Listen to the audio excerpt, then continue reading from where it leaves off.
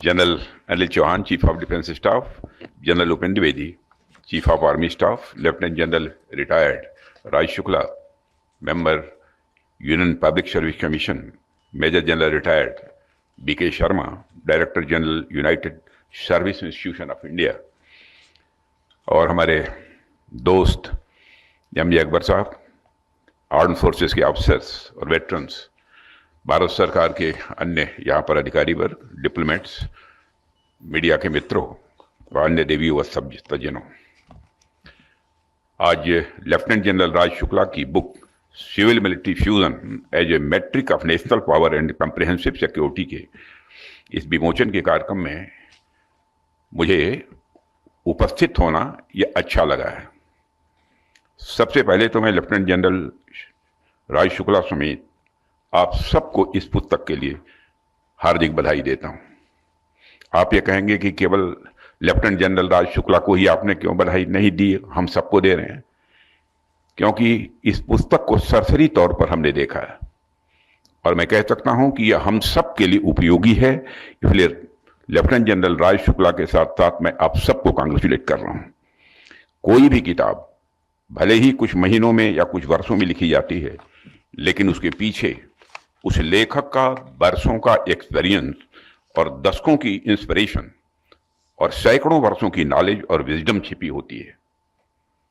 अनेक वर्षों तक आपने जो चिंतन किया, उसके परिणाम स्वरूप यह किताब हम सबके सामने है और मैं आपको इसलिए भी बधाई देता हूं क्योंकि आपने इस किताब में जो विषय को चुना है वह सिर्फ एडमिनिस्ट्रेटिव नहीं है, बल्कि इंटेलेक्चुअल और मॉरल डिस्कोर्स का भी वह एक हिस्सा है। हालांकि मैं स्वीकार करता हूं कि मैं अभी तक पूरी तरह किताब नहीं पढ़ पाया हूं, लेकिन किताब पढ़ते हुए जो कुछ हिस्से अब तक पढ़ पाया उन पर मैं कुछ बातें यहां पर जरूर करना चाहूंगा। मेरा पहला ध्यान किताब के ब्लर्ब पर गया, जिसमें लिखा था कि दशकों से भारत समेत अनेक देशों ने सिविल और मिलिट्री एडमिनिस्ट्रेशन को अलग अलग रखा हुआ है और इसके पीछे फियर ऑफ मिलिटराइजेशन की बात कही गई है। अर्थात मिलिटराइजेशन के डर से सिविल और मिलिट्री एडमिनिस्ट्रेशन अलग अलग रखे जाते हैं। सही बताऊं तो इस लाइन पर मेरी निगाह कुछ देर के लिए रुकी। मुझे लगा कि सोच को भारत की कल्चरल और हिस्टोरिकल जमीन पर रखकर देखना जरूरी भी है। भारत जैसे देश में जहां लोगों को शासन पर, प्रशासन पर और संविधान पर इतना भरोसा है, जहां पर धर्म के प्रति लोगों की इतनी गहरी निष्ठा हो, ऐसे देश में सिर्फ मिलिटराइजेशन के डर के कारण सिविल और मिलिट्री एडमिनिस्ट्रेशन को अलग अलग रखा गया हो, इस बात से मैं उतना सहमत नहीं हो पाता हूं। सहमत इसलिए नहीं हो पाता हूं क्योंकि जब मैं इस विचार पर सोचता हूं तो मुझे रामायण का एक अत्यंत प्रेरक प्रसंग याद आता है। आप याद करिए, जब भगवान श्री राम ने उनको वनवास मिला था और वे लक्ष्मण था माता सीता के साथ वन में निवास कर रहे थे, उसी दौरान भरत अयोध्या के तमाम लोगों के साथ और अयोध्या की सेना के साथ भगवान राम को वापस बुलाने जाते हैं। यहां ध्यान रखिए कि भरत उस समय अयोध्या की सेना के कमांडर इन चीफ थे। जब भरत अपने विशाल दलबल के साथ वन की ओर बढ़ रहे थे, उस समय लक्ष्मण जी ने उन्हें आते हुए देखा। लक्ष्मण जी को यह लगा कि भरत के पास तो पूरी सेना है, कहीं वह इस उद्देश्य से तो वन में नहीं आ रहे हैं कि हम तीनों पर आक्रमण करके हमेशा के लिए अयोध्या के राजा बन जाएं। उनकी दृष्टि में शंका की एक झलक थी। उन्हें लगा शायद भरत राज्य प्राप्त करने के लिए आ रहे हैं। जब लक्ष्मण जी ने भगवान राम से अपनी यह शंका बताई तो भगवान श्री राम ने बड़ी शांति और बहुत ही समझदारी और यह सूझबूझ से कहा था, भरत ही, तुलसीदास जी ने लिखा है, भरत ही होई न राय मधु वेदे हरि हर पद पाई कबहू की काजी सिकरनी क्षीर सिंधु बिरसाई। अर्थात चाहे कितनी भी बड़ी सेना हो, चाहे कितना भी बड़ा साम्राज्य हो, भारत को कभी भी राजमद नहीं हो सकता है। चाहे उन्हें ब्रह्मा, विष्णु, महेश या इंद्र का ही पद क्यों न मिल जाए, भारत सदैव विनम्र रहेंगे, क्योंकि भारत के अंदर जो मूल्य हैं वे मूल्य उनको राजमद की किसी भी सूरत में इजाजत नहीं देंगे। ठीक उसी प्रकार से यदि दूध से भरा हुआ क्षीर सागर हो तो उसमें एक दो बूंद खटाई की गिर जाने से वह कभी खराब नहीं होगा। यह नियम एक पतीले दूध पर भी लागू हो सकता है। भारत उसी प्रकार से क्षीर सागर हैं। ये छोटी चीजें उनमें राजमद नहीं ला सकती हैं, और हुआ भी यही। जब भारत आए तो लक्ष्मण के मन की सारी शंकाएं स्वतः समाप्त हो गई। साथियों, मैं समझता हूं कि यह सामान्य घटना नहीं है, यह बल्कि भारत की सभ्यता और उसकी विशिष्ट सिविल मिलिट्री कॉन्शसनेस का एक प्रतीक है। जब हम इस विचार को समझते हैं तो हमें यह महसूस होता है कि भारत की परंपरा में कभी भी मिलिटराइजेशन उस अर्थ में नहीं रहा जिसमें शक्ति का मतलब सत्ता हथियाना या शासन पर अधिकार जमाना हो। हमारे यहां हमेशा पावर का उद्देश्य लोगों का संरक्षण और उनकी सेवा करना रहा है, और इसी कारण भारत में कभी भी सिविल एडमिनिस्ट्रेशन और मिलिट्री के बीच कॉन्फ्लिक्ट की स्थिति कभी नहीं पैदा हुई, क्योंकि दोनों का उद्देश्य राष्ट्र की रक्षा और जनता की सेवा ही रहा है। हालांकि शुक्ला जी ने अपनी पुस्तक में एक आर्टिकल का रेफरेंस दिया है, जिसके अनुसार नेहरू जी एक बार रक्षा मंत्रालय गए।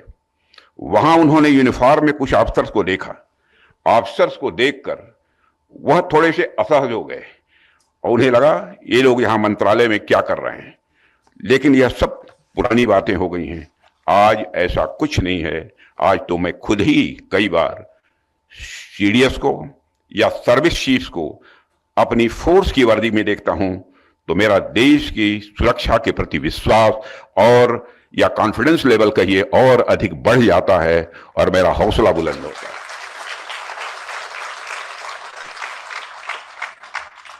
दरअसल भारत में मिलिटराइजेशन का डर वेस्टर्न थॉट की उपज है, ऐसा मैं मानता हूं। वेस्ट में सत्ता के साथ सस्पिशन जुड़ा रहता है, जबकि भारत में सत्ता के साथ सैक्रिफाइस जुड़ी हुई है। अतीत का हमने एक उदाहरण देख लिया है। आधुनिक युग का भी एक उदाहरण देख लीजिए। भारत की संसद में खड़े होकर श्रद्धेय अटल बिहारी वाजपेयी ने कहा था कि अपने इथिक्स से समझौता करके अगर सत्ता हासिल करनी हो तो मैं ऐसी सत्ता को चिमटे से भी छूना पसंद नहीं करूंगा।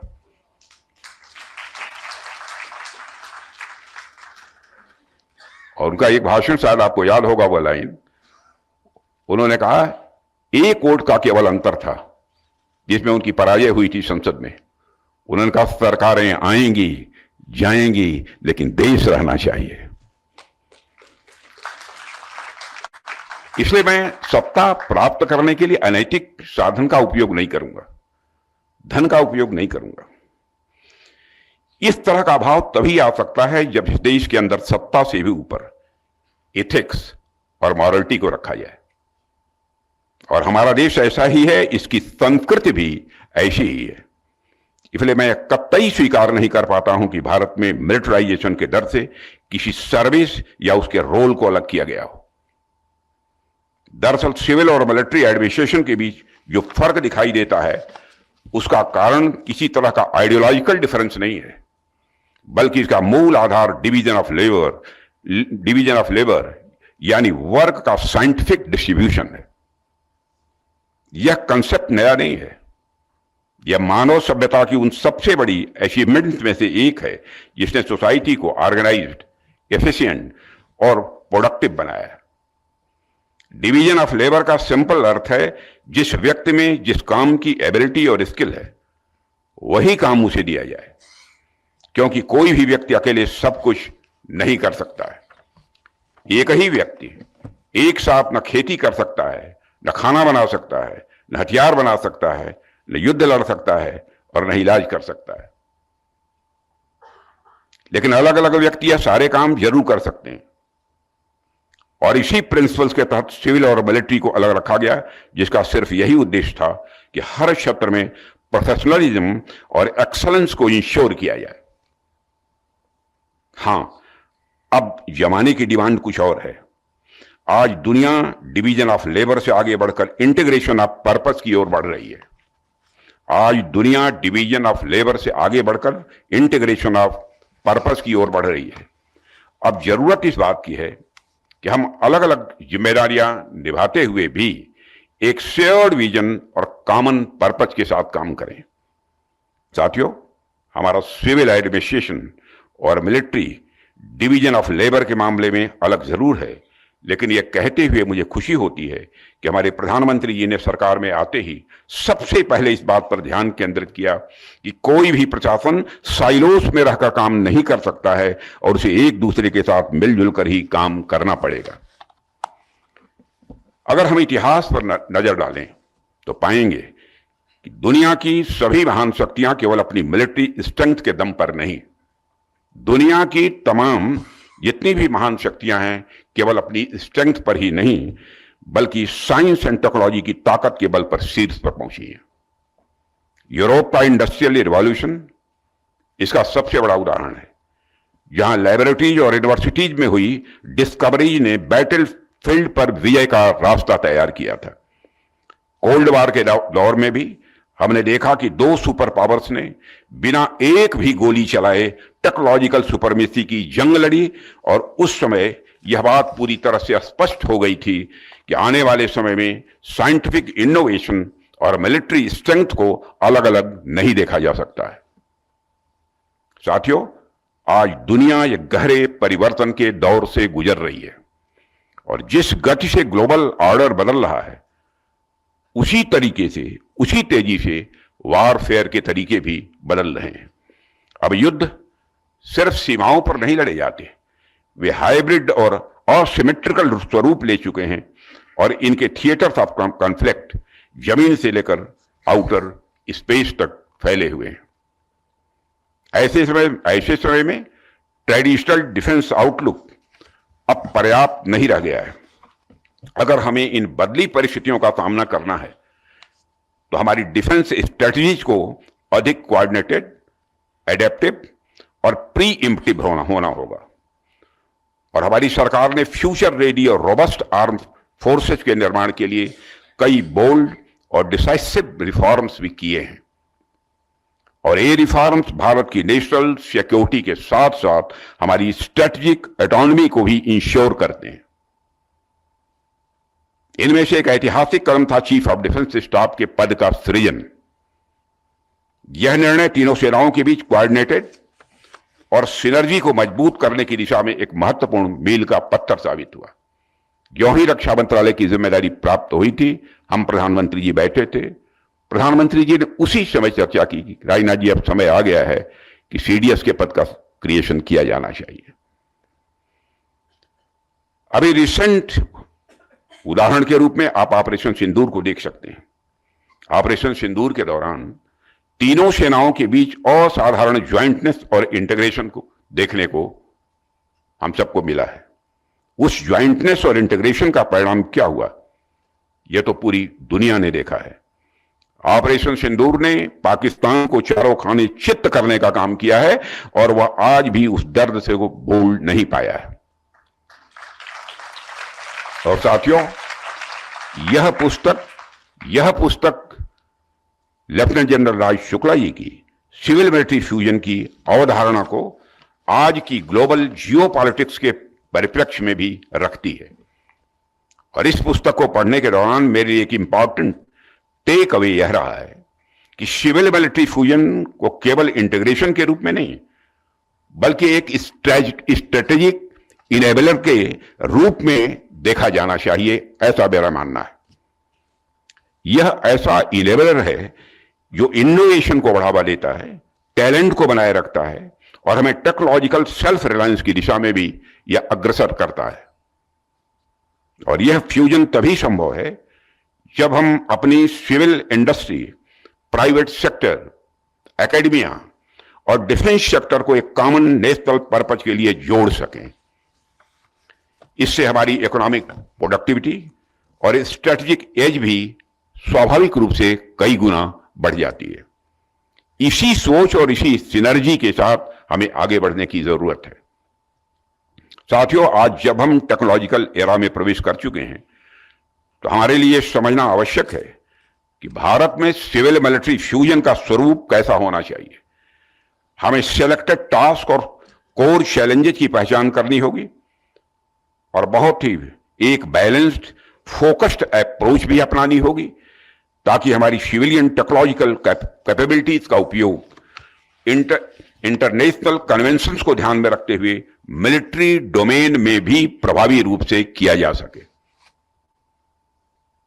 कई बार हम लोगों ने देखा है कि हमारी कई इंपॉर्टेंट टेक्नोलॉजी केवल सिविलियन यूज तक ही सीमित रह जाती हैं, जबकि वही इनोवेशंस और ड्वेल यूज कंसेप्ट के तहत मिलिट्री एप्लीकेशंस में लाई जाएं और डिफेंस में इस्तेमाल होने वाली टेक्नोलॉजी अगर सिविल यूज में लाई जाएं तो ये हमारी नेशनल पावर को कई गुना बढ़ा सकती हैं। साथियों, आज के समय में हम सभी देख रहे हैं कि शासन का तरीका भी बदल चुका है।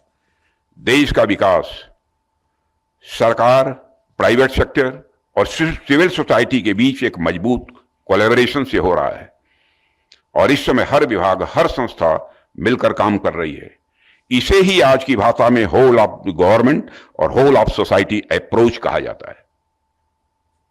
और इसका सीधा अर्थ यही है कि जब देश के विकास और सुरक्षा की बात आती है तो हर व्यक्ति, हर संस्था की भागीदारी ये जरूरी होती है और हम सब इस सोच का हिस्सा हैं, क्योंकि जब देश की बात आती है तो जिम्मेदारी सिर्फ सरकार की नहीं बल्कि हम सब की होती है। हम सबको इसके बारे में सोचना पड़ता है। साथियों, आज के ग्लोबल पर्सपेक्टिव में हम स्पष्ट रूप से देख रहे हैं सिविल और मिलिट्री डोमेन्स धीरे धीरे एक दूसरे में मर्ज हो रहे हैं। टेक्नोलॉजी, इकोनॉमी और नेशनल सिक्योरिटी अब पहले से कहीं अधिक इंटरलिंक्ड हैं। Information, supply chain, trade, rare minerals और कटिंग एज टेक्नोलॉजी, लगभग हर चीज का यूज सिविल और मिलिट्री दोनों ही डोमेन में हो रहा है। ऐसी परिस्थितियों में सिविल मिलिट्री फ्यूजन एक मॉडर्न ट्रेंड नहीं, इसे मॉडर्न ट्रेंड नहीं मानता मैं। ऐसी परिस्थितियों में सिविल मिलिट्री फ्यूजन केवल एक मॉरल ट्रेंड नहीं बल्कि यह समय की जरूरत बन गई है। इसे इग्नोर करना या इसमें डिले करना किसी भी देश के स्ट्रेटेजिक ग्रोथ के लिए सही नहीं है। मित्रों, भारत में यह प्रक्रिया तेजी से अब आगे बढ़ रही है। हम देख रहे हैं कि हमारी armed forces, government, industry, startup, research institutes और युवा इनोवेटर्स मिलकर यह काम कर रहे हैं। अगर हम अपने हाल के प्रयासों पर नजर डालें तो हम पाएंगे कि सिविल मिलिट्री फ्यूजन की दिशा में भारत ने कई ठोस कदम भी उठाए हैं। हमने डिफेंस मैन्युफैक्चरिंग और पब्लिक प्राइवेट पार्टनरशिप को बढ़ावा दिया है। डिफेंस स्टार्टअप्स को प्रमोट करते हुए हमने एकेडमिया के साथ इंडस्ट्रीज की पार्टनरशिप को भी बढ़ाया है और हम सब ने पिछले कुछ वर्षों में भारत के डिफेंस इकोसिस्टम में एक ऐतिहासिक ट्रांसफॉर्मेशन को भी देखा है। कभी हम दुनिया के सबसे बड़े डिफेंस इंपोर्टर्स में गिने जाते थे और आज हम तेजी से डिफेंस सेक्टर के मैन्युफैक्चरिंग हब के रूप में उभर रहे हैं। पिछले कुछ वर्षों के हमारे लगातार प्रयासों से के कारण भारत का डिफेंस सेक्टर आज ऊंचाइयों को छू रहा है। डोमेस्टिक डिफेंस प्रोडक्शन का आंकड़ा जो एक दशक पहले 46,000 करोड़ के आसपास था, वह अब बढ़कर 1.5 लाख करोड़ रुपए से अधिक का हो गया है और इनमें से लगभग 33,000 करोड़ रुपए का कंट्रीब्यूशन यदि किसी का है तो वह प्राइवेट सेक्टर का है और यह अपने आप में एक बहुत बड़ा परिवर्तन है। सब मिलाकर कहा जाए तो इस पुस्तक में जो बातें की गई हैं, जो भी सुझाव दिए गए हैं, राज शुक्ला जी को यह जानकर सुखद आश्चर्य होगा कि उनमें से अनेक सुझावों पर ऑलरेडी सरकार ने काम करना शुरू कर दिया है और उनकी पुस्तक में semi conductor, artificial intelligence, biotechnology जैसे इमर्जिंग टेक्नोलॉजी पर जो बातें की गई हैं उस पर भी हम लोगों ने गंभीरतापूर्वक विचार करते हुए काम करने की प्रक्रिया प्रारंभ की है। साथियों, इस दुनिया में जितने भी बड़े बड़े कवि और लेखक हुए हैं जिन्होंने किसी समस्या पर या किसी चुनौती पर कोई कविता लिखी हो या कोई पुस्तक लिखी हो, उन सबके मन में एक बात जरूर रहती है वह सारे कवि और सारे लेखक यह बात जरूर चाहते हैं कि उनकी कविता और उनकी पुस्तक का रेलेवेंस खत्म हो जाए। अब आपको आश्चर्य होगा कि मैं क्या कह रहा हूं। सभी ये लिखने वाले चाहते हैं कि उनकी कविता और उनका पुस्तक का रेलेवेंस एक समय ऐसा आए कि खत्म हो जाए। यानी एक समय ऐसा है जब वह समस्या या वह चुनौती पूरी तरह खत्म हो जाए जिसको केंद्र में रखकर वह पुस्तक या किताब लिखी गई है। जैसे मान लीजिए किसी कवि ने गरीब को केंद्र में रखकर कोई कविता लिखी हो, तो जिस दिन गरीबी खत्म होगी उस दिन सबसे ज्यादा खुश वह कवि होगा कि अब उसकी कविता का महत्व खत्म हो गया। मैं समझता हूं लेफ्टिनेंट जनरल राज शुक्ला ने सिविल लिबर्टी फ्यूजन को केंद्र में रखते हुए जिस तरह से यह पुस्तक लिखी है, हमारे प्रयासों से जल्द ही आने वाले समय में इस पुस्तक में उनके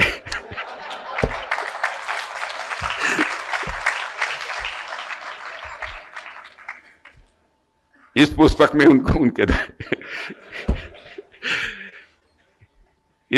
में उनके द्वारा सुझाए गए उपायों का रेलेवेंस खत्म हो जाए।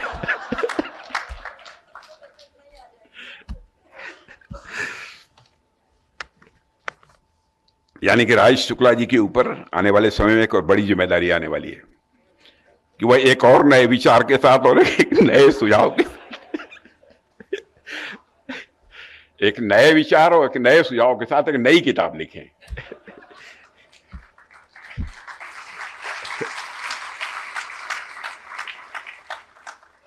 मैं राज शुक्ला जी को उनकी आगामी पुस्तकों के लिए भी ढेर सारी शुभकामनाएं देता हूं।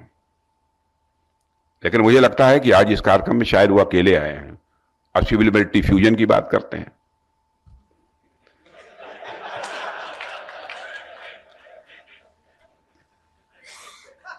अक्लेमंद इशारा काफी समझ गए होंगे आप। मैं ईश्वर से ही प्रार्थना करता हूं कि ईश्वर इसी तरह से श्री राज शुक्ला जी को नए विचार और नए सुझाव देने के लिए तथा हमें उन सुझावों पर काम करते रहने के लिए शक्ति प्रदान करे। और इन्हीं शब्दों के साथ मैं आप सभी के प्रति आभार व्यक्त करते हुए अपना निवेदन समाप्त करता हूं। आप सबको बहुत बहुत धन्यवाद।